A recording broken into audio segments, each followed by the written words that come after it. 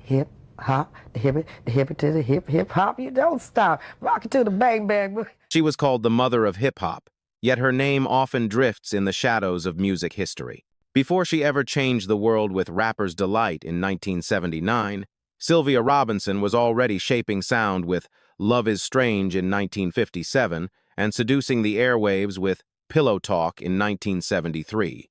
How can one woman be the spark that lit rock and roll, disco, and hip-hop yet remain so underrated, so controversial? Was she a fearless visionary who gave a voice to a culture, or a hustler who played the game too hard? Her story is full of triumph, betrayal, innovation, and pain. Let's get into her story right now. Sylvia Vanderpool was born on the 29th of May, 1935, in Harlem, New York, a neighborhood that pulsed with rhythm long before the world called it music. Her parents were of modest means. Her father worked as a construction laborer, and her mother kept the home. Harlem, in the 1930s, was a mixture of resilience and hardship, where gospel choirs filled the churches on Sunday and the blues leaked out of basement clubs on Saturday night. For a child with sensitive ears and a bold spirit, it was the perfect incubator. From an early age, Sylvia was drawn to sound. Family members recalled her singing to herself before she could even write her own name. By the time she was a teenager, her voice carried the grit of the streets and the sweetness of Sunday service.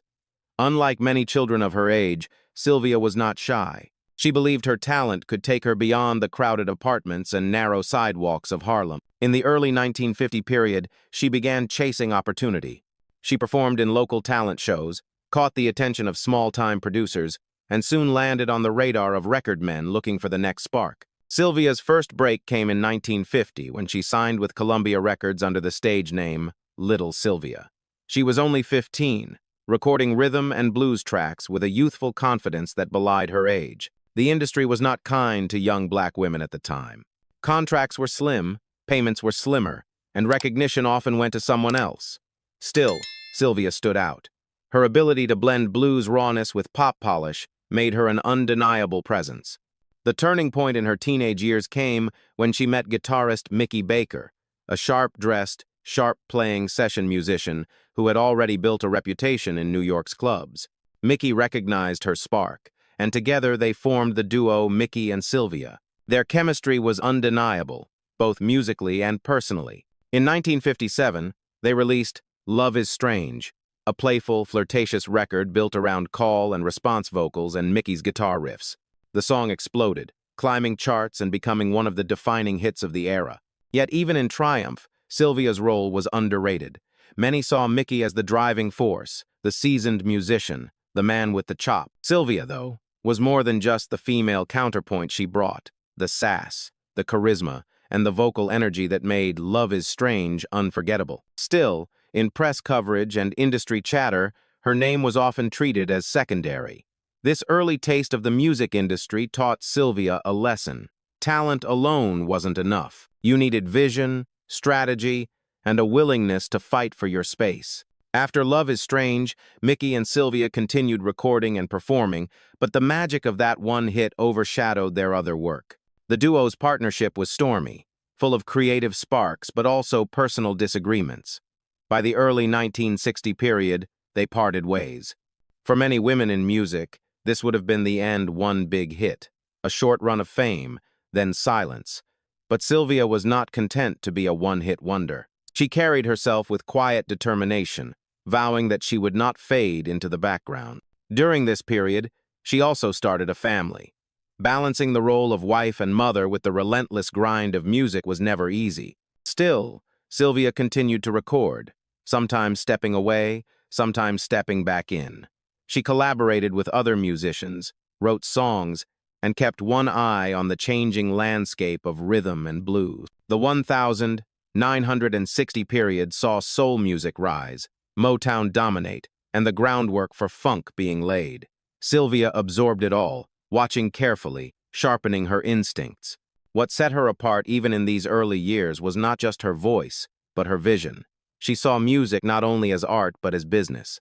Unlike many of her peers who left financial matters to managers and labels, Sylvia paid attention. She saw how artists were underpaid, how record companies exploited talent. She saw opportunities where others saw only rejection. These observations planted the seeds of the empire she would one day build. Looking back, Sylvia's early life was a tapestry of gospel roots, street rhythms, a breakout hit, and quiet frustrations. Harlem shaped her toughness. The industry taught her caution, and Mickey and Sylvia gave her proof that she could command an audience. But perhaps the most underrated element of her early years was her resilience. Even when her name slipped off the charts, she never stopped moving. She never let the industry decide her ending. By the time the 1970 period approached, Sylvia Robinson was no longer just Little Sylvia.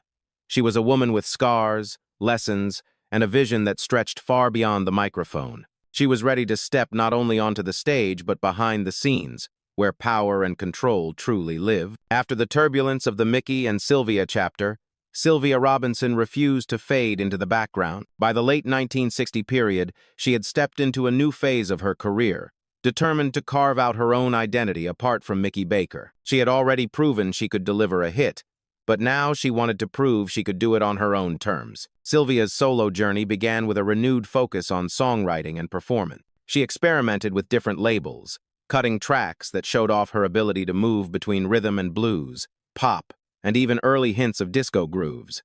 While many women in the industry were typecast as pretty voices to decorate male-driven projects, Sylvia saw herself as more than a singer. She was a writer, a producer, a creative force. The defining moment of her solo career came in 1973 with the release of Pillow Talk. The track was a sultry, sensual record that pushed boundaries for its time. Its moans, whispers, and playful lyrics were both scandalous and irresistible. Some radio stations hesitated to play it, but audiences ate it up. Pillow Talk shot up the Billboard charts, reaching #1 on the R&B chart and #3 on the Hot 100. Suddenly, Sylvia was not just remembered as part of Mickey and Sylvia, she was a solo star in her own right. The success of Pillow Talk marked a dramatic reinvention. At nearly 40 years old, when many artists, especially women, were considered past their prime, Sylvia delivered one of the sexiest, most daring songs of the decade. Fans recall seeing her perform it on Soul Train, where her confidence and charisma captivated viewers. Even children watching at the time remembered the allure, the way her presence filled the stage. It was a cultural moment that proved Sylvia Robinson had staying power. But success was never just about the spotlight for Sylvia. Behind the microphone, she was sharpening another skill: business. She had seen too many artists lose control of their careers, and she vowed not to repeat their mistakes. Alongside her husband, Joe Robinson, she started laying the foundation for something bigger than a hit single. The two of them envisioned an independent label that could rival the majors, one that could give artists a platform while also keeping ownership in their own hands. In this period, Sylvia's reputation grew not only as a singer but as a savvy operator. She was one of the few women in the male-dominated world of record production who could walk into a studio, direct musicians, and walk out with a polished hit. The industry wasn't always welcoming. Sexism was rampant, and women who asserted authority were often labeled difficult. Yet Sylvia pressed forward, knowing that her survival depended on commanding respect, not waiting for it. The early 1970 period was a transitional chapter. On the surface, she was the woman who gave the world Pillow Talk, a track that would influence future artists from Donna Summer to Janet Jackson. But beneath that success, she was setting the stage for something that would change the direction of popular music forever. By proving she could reinvent herself, Sylvia Robinson showed she was not just chasing trends, she was building the tools to create them. In hindsight, Part 3 Amperes of Sylvia's story is about rebirth. From teen sensation to half of a famous duo, from struggling solo artist to chart-topping star, she demonstrated a rare resilience. She refused to let age, gender, or industry politics box her in. And as she basked in the glow of Pillow Talk, she was already preparing for the next bold move, stepping off the stage and into the control room, where her legacy would truly take root. The success of Pillow Talk gave Sylvia Robinson more than just a hit record, it gave her leverage. While the music world celebrated her sultry reinvention, Sylvia and her husband Joe Robinson were plotting something larger, an empire. They understood that artists often had fleeting fame, but record companies held the real power. If Sylvia wanted control, if she wanted to secure her place in history, She had to step behind the microphone and run the business itself. In the early 1970 period, Sylvia and Joe founded All Platinum Records, based in Englewood, New Jersey. At first glance, it was a modest, independent label operating outside the major hubs of New York and Los Angeles. But All Platinum quickly became a powerhouse in its own lane. The label specialized in rhythm and blues, funk, and soul, cultivating talent that the majors often overlooked. One of their first big successes came with The Moments, a vocal group whose tender ballads struck a chord with audiences. Songs like Love on a Two-Way Street and Look at Me, I'm in Love, showcased All Platinum's knack for soulful, emotionally charged music. These records didn't just make the charts, they lingered in the hearts of listeners, played at weddings, dances, and late-night radio shows. Sylvia wasn't just running a label, she was curating the soundtrack of real people's lives. Beyond The Moments, All Platinum worked with artists like Donnie Elbert, whose soulful voice and reinterpretations of classics added depth to the label's catalog. Tracks such as Where Did Our Love Go became staples, reminding fans that independent labels could compete with Motown and Atlantic when given the right vision. Sylvia had an ear for songs that blended raw emotion with commercial appeal. But running a label was never easy. The Robinsons faced constant battles with distribution, radio airplay, and the deep pockets of the majors. Yet Sylvia's determination never wavered. She became known for her persistence, often personally promoting records to DJs, making phone calls, and ensuring her artists received the spotlight they deserved. This hustle separated her from executives who relied solely on corporate infrastructure. What made All Platinum unique was Sylvia's dual identity. She was both an artist and an executive. She knew firsthand the frustrations of being underpaid and undervalued, and she brought that empathy to the label. Artists trusted her because she spoke their language. Still, the business was a battlefield, and the Robinsons had to navigate lawsuits, financial strain, and the politics of radio stations that sometimes resisted independent labels. Even so, All Platinum laid the groundwork for Sylvia's most groundbreaking venture. By the mid-1970 period, disco was dominating the charts, and R&B was evolving. Sylvia sensed a shift. She began to notice a new sound bubbling from the streets, block parties in the Bronx, DJs looping breakbeats, kids rhyming over records. While most executives dismissed it as a fad, Sylvia recognized potential. She believed this raw street energy could translate into records that would sell worldwide. All Platinum had given Sylvia the tools, the experience, and the confidence to take risks. The label proved she could sign, develop, and promote artists outside the mainstream system. But she wanted more than success in the soul market. She wanted to break barriers, to take something underground and bring it into the global spotlight. By the late 1970 period, Sylvia and Joe began shifting their focus from All Platinum to a new vision, a label that would capture the emerging voice of a generation.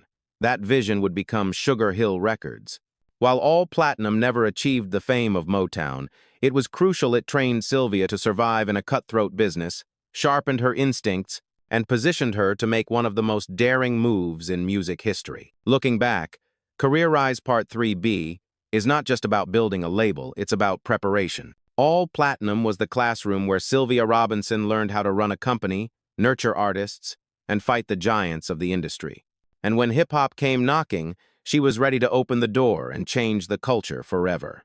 By the end of the 1970 period, Sylvia Robinson had already reinvented herself multiple times, singer, songwriter, producer, label owner, but nothing could prepare her, or the world, for the revolution she was about to unleash.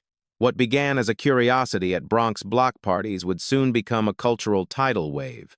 And Sylvia, always listening, always scanning the streets for the next sound, was the one who saw its potential. One night, in 1979, Sylvia attended a Harlem birthday party where she witnessed something unusual. A DJ was looping records while young men rhymed over the beats, making up clever lines that had the crowd electrified. This wasn't polished R&B or disco, it was raw, improvised, alive. Where others dismissed it as neighborhood fun, Sylvia saw a business opportunity. She later recalled telling her son, "This is $1 million idea." Wasting no time, she set out to capture that sound on wax. The result was Rapper's Delight by the Sugar Hill Gang. Recorded in a single take using the instrumental break from Cheek's Good Times, the track stretched over 14 minutes. It was unlike anything radio programmers had ever heard. Yet the moment it hit the airwaves, it was undeniable. DJs played it at parties, teenagers memorized every rhyme, and suddenly, rap was no longer confined to parks and gyms, it was a commercial force. For many fans, the first time hearing Rapper's Delight was unforgettable. Commenters recall walking through school hallways with boom boxes blasting the song, kids spitting verses word for word, and the sense that a new era had arrived. The record broke barriers, becoming the first rap single to crack the Billboard Hot 100, where it peaked at number 36, and it sold millions of copies worldwide. Sylvia Robinson had done the impossible. She took a street movement and transformed it into a global phenomenon. Without her gamble, the sound of hip-hop might have remained underground for years longer. Her role was visionary. She believed rap could succeed commercially at a time when no major label would touch it. But while Rapper's Delight was revolutionary, it was also controversial. Critics pointed out that members of the Sugar Hill Gang weren't part of the original Bronx hip-hop pioneers. Others accused Sylvia of exploiting the culture, packaging it for profit. Still, the record's success could not be denied. It gave rap legitimacy in the mainstream, proving there was an audience far beyond the block. The release of Rapper's Delight also marked the official launch of Sugar Hill Records, named after the Harlem neighborhood that represented black elegance and creativity. Sylvia ran the label with Joe Robinson and their family, turning it into the epicenter of early hip-hop recordings. Almost overnight, Sugar Hill became the place where DJs, MCs, and young dreamers flocked to, hoping for their chance at the mic. The impact of that one record rippled across the globe. In London, Paris, and Tokyo, kids who had never set foot in the Bronx were suddenly rapping along to verses they barely understood. For older listeners, it was confusing, half singing, half talking, but for the younger generation, it felt like the future. Rapper's Delight wasn't just a song. It was a cultural announcement that hip-hop had arrived. Sylvia Robinson had once again proven herself to be more than just an artist. She was a trend spotter, a gatekeeper, and a businesswoman with the courage to take risks others avoided. With one daring release, she changed music history. But Rapper's Delight was only the beginning. Even greater triumphs and deeper controversies waited just around the corner. If Rapper's Delight opened the door, the next wave of Sugar Hill Records kicked it wide open. Sylvia Robinson was not content with a one-hit wonder. She wanted to build a catalog that proved hip-hop was here to stay.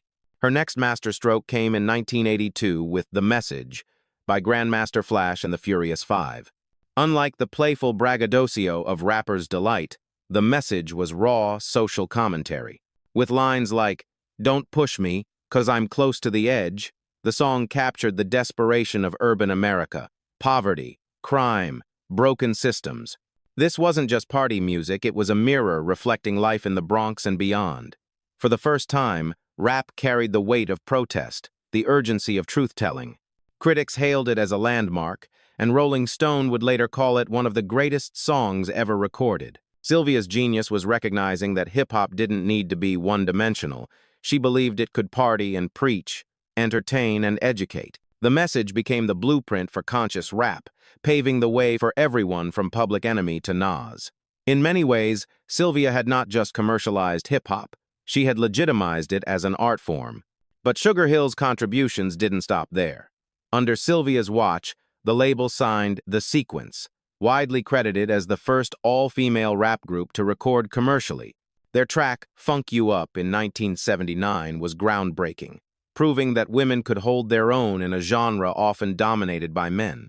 One of the members, Angie Stone, would later become a respected neo-soul artist, but it was Sylvia who gave her that first platform. In doing so, Sylvia expanded hip-hop's boundaries, giving voice to women and reminding the industry that this culture was for everyone. These triumphs solidified Sylvia's reputation as the queen of hip-hop. While other executives scoffed at rap, she doubled down, investing money, time, and energy into an art form that had no guarantees. She saw what others couldn't or wouldn't. For fans, Sugar Hill became synonymous with the birth of hip-hop records.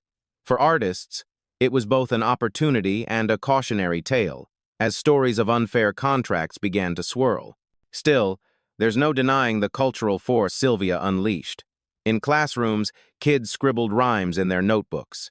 On street corners, boom boxes blasted the latest Sugar Hill singles.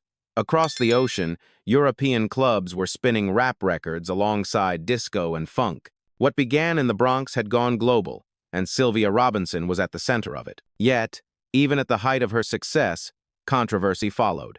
Some argued that Sylvia's choices sidelined the original Bronx pioneers who had built the culture before records existed. Others accused her of packaging authenticity for profit. But history is rarely clean.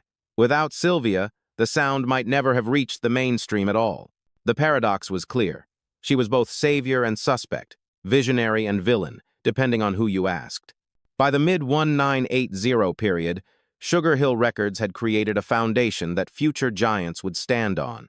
The message, the sequence, and countless singles proved hip-hop wasn't a passing fad, it was a movement. And Sylvia Robinson, with her sharp instincts and relentless drive, was its most unlikely architect. But as the empire grew, so did the pressures. Success brought money, fame, and influence, but also lawsuits, betrayals, and financial storms. The same boldness that made Sylvia a pioneer would soon lead her into conflict with the very culture she helped birth. For every empire that rises, shadows follow close behind. By the early 1980 period, Sylvia Robinson's Sugar Hill Records was flying high, but storm clouds were gathering. The same daring moves that made her a pioneer also made her enemies. And the very artists she introduced to the world soon accused her of betrayal. One of the most painful controversies centered on the Sugar Hill Gang, the group Sylvia assembled to record Rapper's Delight. While the record sold millions, members later claimed they never saw the royalties they were owed. Hank, Wonder Mike, and Master G told stories of receiving a one-time payment, while the company kept the publishing and profits. Fans online still debate these claims, with some calling Sylvia a visionary businesswoman and others accusing her of robbing the pioneers of hip-hop. Master G faced an especially cruel twist. He reportedly lost the rights to his own stage name. Imagine being unable to legally perform under the very name that made you famous. To many observers, it was proof of how predatory the business could be, even under the guidance of someone hailed as the mother of hip-hop. Other artists echoed similar frustrations. Musicians associated with Sugar Hill described being sidelined, underpaid, or locked out of their royalties. The Sequence, Grandmaster Flash, and others would later speak about unfair contracts. In the heat of hip-hop's rise, Sylvia was juggling ambition, survival, and control. To her, keeping the label afloat may have justified hard business practices, but to the artists, it felt like betrayal. The criticism extended beyond finances. Some accused Sylvia of packaging a culture she didn't create. Bronx DJs and MCs had been building hip-hop since the early 1970 period at block parties, yet Sugar Hill Records spotlighted artists chosen for their marketability rather than their authenticity. Purists saw this as exploitation, the corporate capture of a grassroots movement. At the same time, Sylvia was facing personal pressures. Being a black woman executive in a male-dominated industry came with constant scrutiny. Competitors doubted her, colleagues underestimated her, and rivals painted her as manipulative. To survive, she often had to play harder than her opponents, which only fueled her reputation as both brilliant and ruthless. The contradictions were stark. On one hand, Sylvia Robinson had given hip-hop its first commercial platform, turning a local phenomenon into a worldwide sensation. On the other, she was accused of silencing and cheating the very voices she claimed to elevate. Was she a savior or a hustler? Fans and historians still wrestle with that question today. But behind the headlines, one truth remained. The stress was immense. Running Sugar Hill meant constant battles over money, rights, and reputation. Sylvia carried the weight not just of a label but of an entire culture on her shoulders. And while she smiled in public, in private the cracks were beginning to show. Conflict Part 5, Amperes, captures the paradox of Sylvia Robinson. She was the mother of an empire, but the children of that empire often felt abandoned. It was a painful irony, one that would haunt her legacy for decades to come. As the 1980 period moved forward, Sugar Hill Records found itself fighting for survival. What had begun as a groundbreaking independent label now faced mounting legal battles and financial collapse. The very empire Sylvia Robinson built with fearless vision was crumbling under the weight of lawsuits, rivalries, and betrayal. One of the toughest blows came in the mid-1980 period when Sugar Hill became entangled in disputes with MCA over distribution.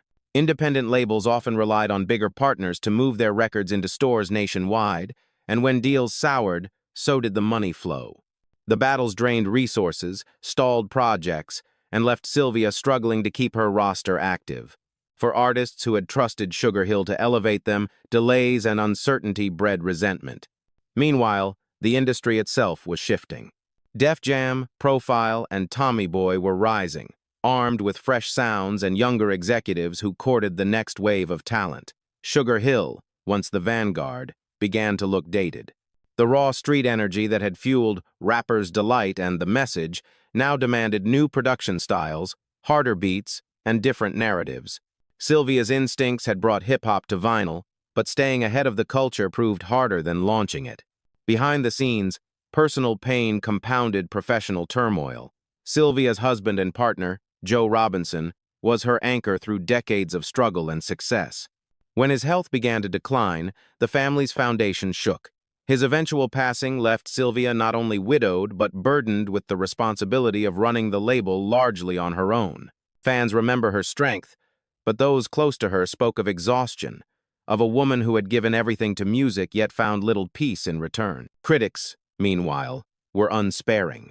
They claimed karma had caught up with her. On fan forums and later in documentaries, people argued that the way she handled artists retaining control of royalties and publishing was the very reason her empire collapsed. Supporters countered that she had simply played by the same ruthless rules the majors used, but because she was a woman, she became an easier target. The truth, as always, lies somewhere in the middle. By the late 1980 period, Sugar Hill Records had lost much of its luster. Lawsuits dragged on, artists left for greener pastures, and the company's once towering reputation dimmed. Yet Sylvia Robinson remained a figure of fascination, a pioneer whose brilliance was inseparable from controversy. She had opened doors for hip-hop, but also left scars that never healed. Conflict Part 5B shows Sylvia at her most human. No longer just the visionary who introduced rap to the world, she became the subject of criticism, gossip, and doubt. Her empire was shaking, her family was suffering, and her own health began to falter. Still, she refused to disappear. Sylvia Robinson was nothing if not resilient, and even in the darkest chapters, her name carried weight. When the dust of the 1980 period settled, one thing was undeniable. Sylvia Robinson had already carved her place in music history. The empire of Sugar Hill Records may have faltered, but the sound she unleashed never went back into the shadows. Hip-hop only grew bigger, crossing oceans, topping charts, and shaping generations. And through it all, Sylvia's fingerprints remained. Her most obvious legacy lies in the way she gave hip-hop its first commercial voice. Without Rapper's Delight, there may have been no immediate bridge between the Bronx block parties and the global stage. The record proved that this new form of expression could compete with disco, rock, and soul on the airwaves. Every rapper who followed, from Run DMC to Jay-Z, built on a foundation Sylvia helped pour. But her influence extended beyond one record. By championing The Message, she legitimized rap as a vehicle for storytelling and social commentary. That song inspired entire movements, giving artists permission to tackle poverty, crime, and inequality through rhyme. Chuck D of Public Enemy once said rap was the black CNN. That lineage can be traced back to Sylvia Robinson, who insisted that hip-hop could be more than party chants, it could be truth-telling in rhythm. Another crucial part of her legacy is gender. In an industry dominated by men, Sylvia stood as a rare example of a black woman who held power at the executive level. She was not simply a singer who faded into nostalgia. She was a label boss, a deal maker, a visionary who dared to take risks that even male executives avoided. For younger women in the music industry, whether executives like Sylvia Rohn or artists like Queen Latifah and Missy Elliott, Sylvia Robinson's career stands as proof that women could lead, innovate, and redefine the business. Her role in pushing the sequence into the spotlight further cements this legacy. By signing the first female rap group, Sylvia created space for women in hip-hop at a time when many dismissed the genre as male territory. Angie Stone, one of the members, would later carry that influence into her own career, but it was Sylvia who first opened the mic for her. Today, when female rappers dominate charts worldwide, from Nicki Minaj to Cardi B, there's a straight line back to Sylvia's bold decision to amplify women's voices in 1979. Sylvia also influenced the business side of music. Though criticized for her contracts, she demonstrated the importance of ownership and independence.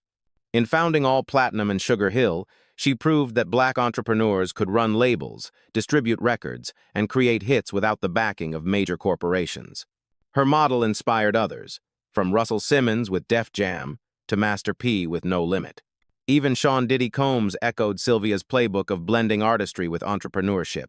For fans, her legacy lives in memories as much as records. They recall seeing her on Soul Train, performing Pillow Talk, exuding a confidence and sensuality rarely seen on television in the early 1970 period. They remember the Applejack hat she wore, the effortless style that made her stand out.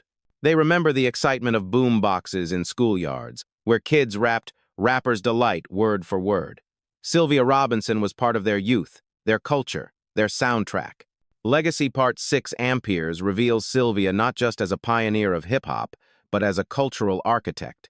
She gave voice to a generation, power to women, and vision to independent labels. Her story is messy, full of contradictions, but greatness often.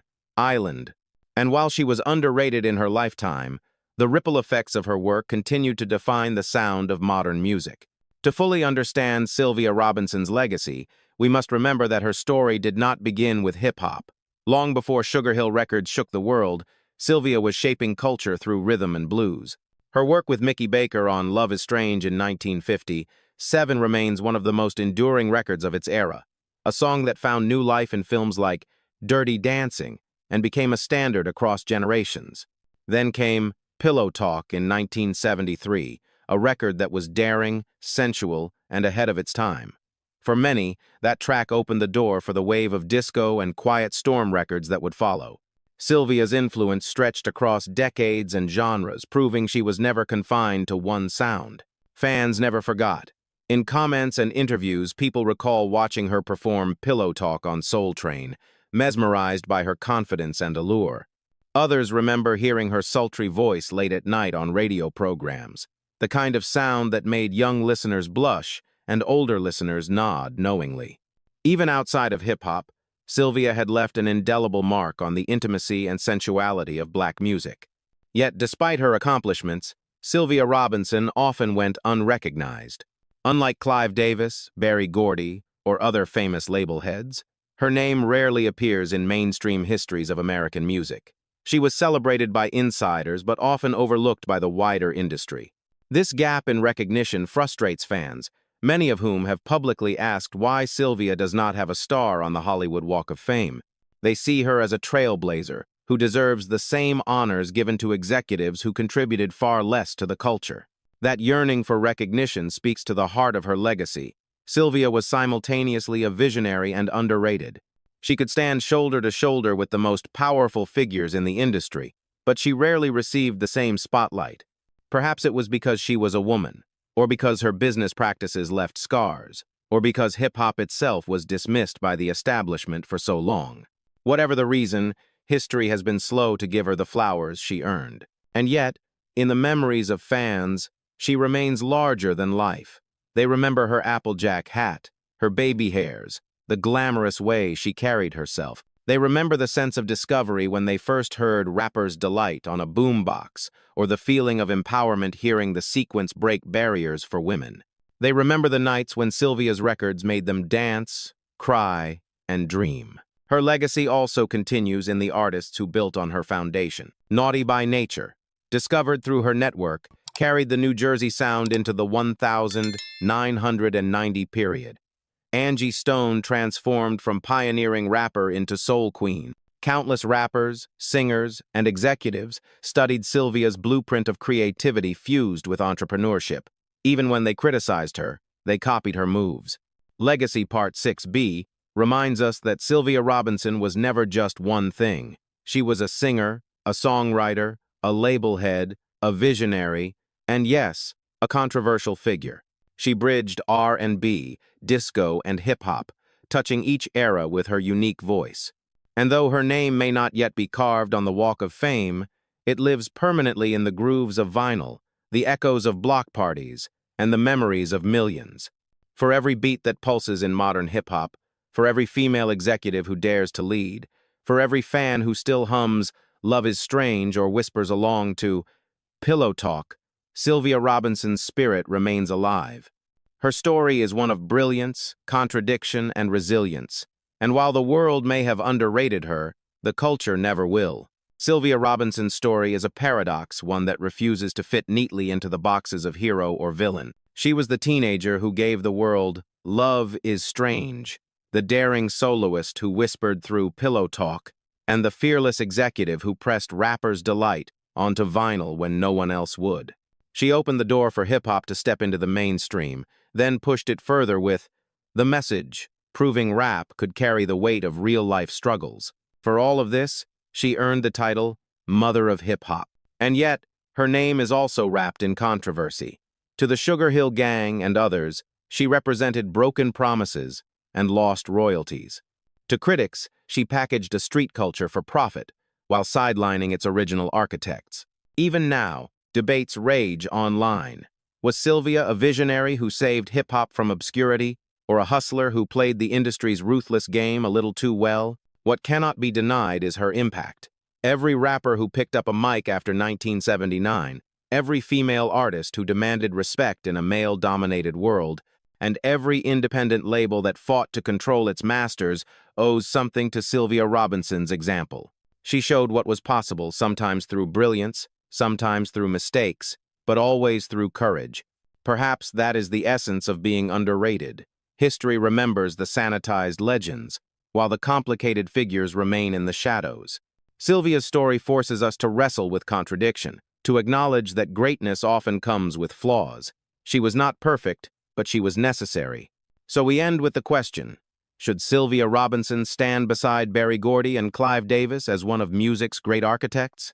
Or should her legacy be measured differently through the beats that still echo, the artists who still thrive, and the fans who still remember her hat, her voice, and her vision?